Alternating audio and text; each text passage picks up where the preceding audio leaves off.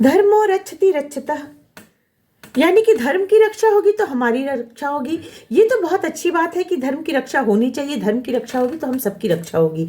लेकिन जब 144 वर्ष के बाद महाकुंभ लगा तो पूरे यूपी में, प्रयागराज में, यूपी के प्रयागराज में, पूरे सिर्फ यूपी से ही नहीं बल्कि देश के कोने कोने से, देश के कोने कोने से नहीं बल्कि पूरे विश्व से लोग यहाँ पे प्रयागराज में पहुंच रहे हैं।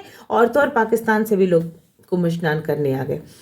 यानी कि आप समझ सकते हैं कि दुश्मन देश जो पाकिस्तान है वहां से भी श्रद्धालु लोग यहाँ पे पहुंच रहे हैं स्नान करने और अपने पितरों की अस्थियां विसर्जन करने के लिए पहुंच रहे हैं। मतलब कहने का अर्थ है कि विश्व के हर एक देश से लोग यहाँ पे कुंभ में पहुंचे हैं।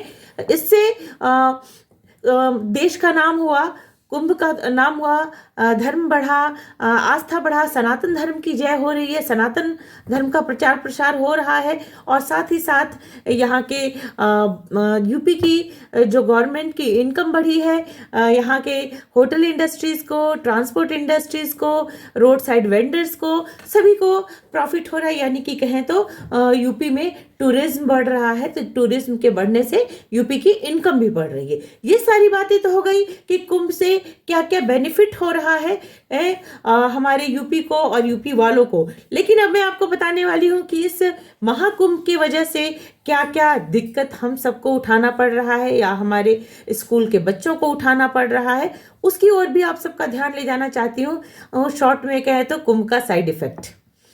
कुंभ का साइड इफेक्ट कहने में बड़ा अजीब लग रहा है, कहना नहीं चाहिए क्योंकि हम सभी सनातनी हैं। मैं भी कुंभ में स्नान करके आई हूँ, डुबकी लगा के आई हूँ, जय गंगा मैया। लेकिन कुछ दिक्कतें हो रही हैं। जितना उम्मीद जताया गया था, जितना सरकार ने आशंका लगाई थी, उससे कई गुना भारी संख्या में लोग यहाँ पहुंच रहे हैं। सिर्फ प्रयाग में ही क्यों पहुंच रहे हैं, काशी में भी आ रहे हैं। और काशी प्रयाग की ही बात क्यों करें, प्रयाग आने के सटे हुए जितने भी जिले हैं, सब जगह जो देश के कोने कोने से लोग आ रहे हैं, चाहे अपने निजी साधन से आ रहे हैं या पब्लिक ट्रांसपोर्ट से आ रहे हैं, जैसे भी आ रहे हैं, सबको सबसे बड़ी बात कि विश्व का सबसे लंबा जाम इसी कुंभ में झेलना पड़ा है लोगों को। यहाँ तक कि 10-10 घंटे का, 18-18 घंटे के जाम में भी लोग रहे हैं। चलिए कोई बात नहीं, आस्था से बढ़ के जाम नहीं होती है। अगर संगम में स्नान करना है तो जाम कोई बात नहीं। कुंभ क्षेत्र में टेंट में आग लग गई थी, कुछ कई सारे टेंट जल गए थे, उसमें जो व्यवसायियों का नुकसान हुआ कोई बात नहीं। भगदड़ मची कुंभ क्षेत्र में, उसमें सैकड़ों गरीब निर्दोष लोगों की जानें चली गई। वो गरीब थे, निर्दोष थे, इसलिए बहुत ज़्यादा इस पे राजनीति नहीं हुआ, तूल नहीं पकड़ा। लेकिन अगर इसी में किसी मिनिस्टर के या किसी देश विदेश से आए हुए लोगों के साथ अगर ये भगदड़ में इस तरह का हादसा हो जाता तब फिर क्या होता। चलिए कोई बात नहीं, ये तो जहां करोड़ों की संख्या में लोग पहुंचेंगे और उम्मीद से ज्यादा भीड़ होगी, वहां प्रशासन क्या कर सकता है। वैसे तो वहां पे साफ सफाई बहुत अच्छी है, वहां के जो कहें तो जो व्यवस्थाएं हैं, मैं खुद देख के आई हूँ, वो सब बहुत अच्छा है। लेकिन फिर भी कुछ साइड इफेक्ट्स हैं, वो मैं आपको बता रही हूँ। मैं ये नहीं कह रही हूँ कि कुंभ की वजह से सबको दिक्कत ही है। कुंभ हम सबके आस्था का केंद्र है, हम सब वहां पहुंचे, मैं खुद भी गई। लेकिन जो दिक्कत हो रही है वो बता रही हूँ। खासकर प्रयाग में रहने वाले लोग और काशी, अयोध्या, विंध्याचल, इन क्षेत्रों में जो लोग रह रहे हैं, क्योंकि प्रयाग के बाद जो श्रद्धालु है वो अयोध्या, काशी, विंध्याचल क्षेत्र में पहुंच रहे हैं। यहाँ पे लगभग 19 जनवरी के बाद से और 29 के बाद से और भी ज़्यादा, तब से लेकर और इधर 15 फरवरी तक बिल्कुल लॉकडाउन वाली स्थिति हो गई है। मतलब कि स्कूल की बसें नहीं चल रही हैं, ऑनलाइन क्लासेस चल रही है बिल्कुल कोविड की तरह, जिसमें बच्चों की कुछ भी पढ़ाई नहीं हो रही है।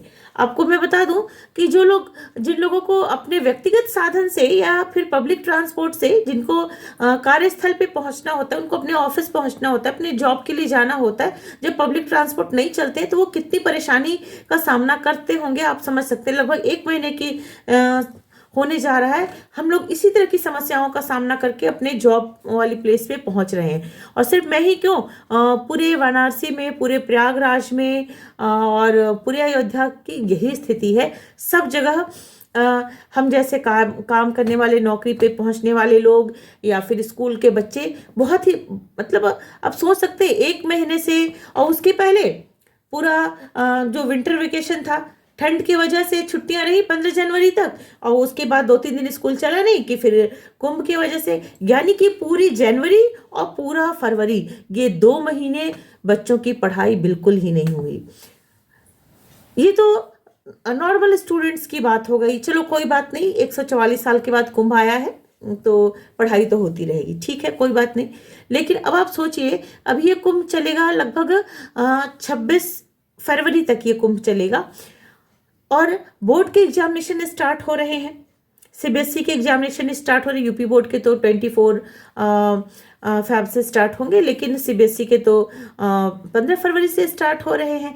ऐसे में जो टीचर्स बोर्ड ड्यूटी करेंगे, या जिन बच्चों को अपने सेंटर तक पहुंचना होगा, वो बच्चे कितनी बड़ी दिक्कत का सामना करते हुए कैसे अपने सेंटर पे पहुंचेंगे, आप इसका अंदाजा भी नहीं लगा सकते। ये वही समझ सकता है जो कि डेली अपने कार्यस्थल पे जाने के लिए 10 मिनट की दूरी को तय करने के लिए 1 से 2 घंटा ट्रैफिक में फंसता है, या फिर साधन नहीं मिलने की वजह से परेशान होके जाता है। ये स्थिति सिर्फ प्रयागराज की नहीं, यही स्थिति प्रयागराज में है, यही स्थिति वाराणसी में है, और यही स्थिति अयोध्या में है, और तो और विंध्याचल क्षेत्र में भी यही स्थिति है। मतलब कि 2 महीने से बच्चों की पढ़ाई बिल्कुल बंद है, और जो बच्चे खुद से पढ़ भी रहे हैं तो उनके लिए भी बहुत मुश्किल हो रहा है। ये तो कुछ थे जिसको मैं कह सकती हूँ कि कुंभ के साइड इफेक्ट, या कह कि चिराग तले अंधेरा होता है। जब दिया जलाते हैं प्रकाश के लिए तो सब और प्रकाश तो होता है, लेकिन जहाँ दिया होता है ना, उसके नीचे का जो पोर्शन होता है वहाँ पे प्रकाश नहीं आ पाता है। तो ऐसा नहीं है, कुंभ यूपी में लगा है तो यूपी वालों को उससे बहुत लाभ हुआ है, और हमेशा इस तरह का आयोजन होना चाहिए। लेकिन कुछ साइड इफेक्ट भी है, और क्योंकि हम लोग टीचर हैं, और स्टूडेंट्स और टीचर की जो प्रॉब्लम मुझे लगी कि ये कुंभ की वजह से और भी बढ़ गया, क्योंकि पहले विंटर वेकेशन था, उसके बाद ये मैंने आप सबके साथ शेयर किया। अगर आपको मेरी बात अच्छी लगती है तो भी, नहीं अच्छी लगती है तो भी आप कमेंट करके मुझे ज़रूर बताएंगे।